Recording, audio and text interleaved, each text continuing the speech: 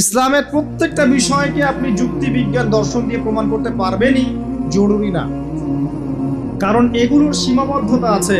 আল্লাহর ওহির কোনো সীমাবদ্ধতা নাই। এগুলোর জ্ঞান সসীম, আল্লাহর জ্ঞান অসীম। কথা কি বুঝতে পারছেন?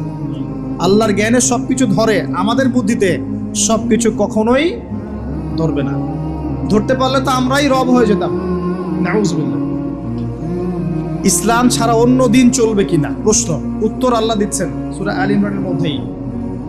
ওয়ামান ইয়াবতাগি গায়রাল ইসলামি দীনান ফালাই ইউকবাল মিনহু, কেউ যদি ইসলাম ছাড়া অন্য কোন জীবন ব্যবস্থা তালাশ করে, ফালাই ইউকবাল মিনহু, আরবি যারা জানে টুকটাক ব্যাকরণ তারাও জানে, লাই ইউকবালা, কোশ্চিন কালেও কবুল করা হবে না।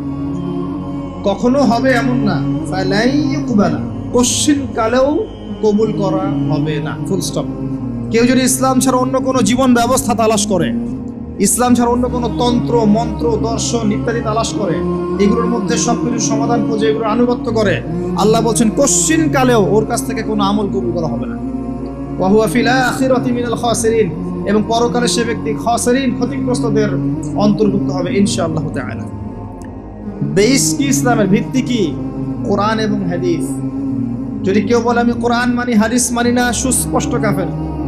কেউ যদি বলে আমি কোরআন মানি নবীর হাদিস মানি না, সুস্পষ্ট কাফের, কোনো সন্দেহ নাই। সন্দেহ আছে? কোরআন এবং হাদিস এই দুটো পিলারের উপরে দাঁড়িয়ে আছে ইসলাম। ইজমা কিয়াস আছে, কিন্তু মূল থিম হচ্ছে কোরআন এবং হাদিস, এর উপর দাঁড়িয়ে আছে ইসলাম। এটাই একমাত্র দিন আল্লাহর কাছে যেখানে সমস্ত বিষয়ের সমাধান আছে। এর বাইরে অন্য কোনো দিন কেউ যদি খোঁজে, কোশ্চিন কালেও কবুল করা হবে না। এবং আরো একটা শর্ত আছে, কোরআন এবং হাদিস যেভাবে নবীজি বুঝেছেন, তার সাহাবীরা বুঝেছে, ওইভাবেই বুঝতে হবে, নতুন কোনো বুঝ চলবে না। কথা কি বুঝতে পারেন নাই? কোরআন এবং হাদিসের কিছু ব্যাখ্যা আছে না, এই ব্যাখ্যাগুলো নিজে মন করা করব না নবীর ব্যাখ্যা নিব?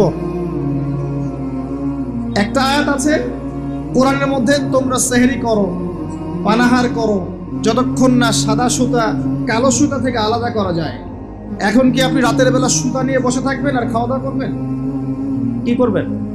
সাদা সুতা কালো সুতা পার্থক্য না করা পর্যন্ত কি খাওয়া দাওয়া করবেন? কি বুঝিয়েছেন আল্লাহ পাক এখানে? এই ব্যাখ্যাটা কে দিবে? আমি দিব না নবী দিবেন? একজন সাহাবী সুতা নিয়ে বসে আছেন, খাওয়া দাওয়া করছেন, এদিকে সুবহে সাদিক পার হয়ে গেছে। নবীজি পরে ডেকে বুঝালেন আসলে এর ব্যাখ্যা এটা নয়। এখানে আল্লাহ পাক রাতের অন্ধকার আর সুবহে সাদিক বুঝিয়েছেন, সাদা সুতা কালো সুতা। কে ব্যাখ্যা করলেন? নিজে স্বয়ং নবী সাল্লাল্লাহু আলাইহি ওয়াসাল্লাম।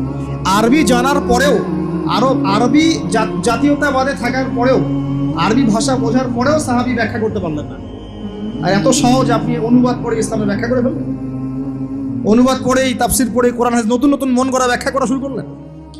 কোরআন এবং হাদিসের ওই ব্যাখ্যাই নিতে হবে যে ব্যাখ্যা সাহাবী করেছেন অথবা নবী সাল্লাল্লাহু আলাইহি ওয়াসাল্লাম করেছেন, প্রমাণিত। তাদের থেকে আসতে হবে।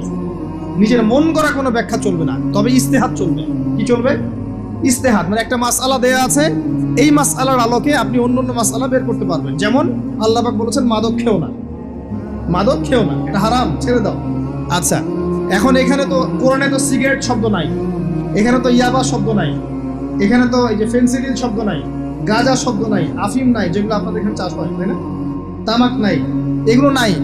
তো কোরআনে যেহেতু নাই, তাহলে খাওয়া যাবে। ব্যাপারটা কেমন? কোরআনে মূলনীতি দেওয়া আছে না? এখন যে কোনো বস্তুই যাই মাদকতা সৃষ্টি করবে সেটাই হারাম, সিম্পল।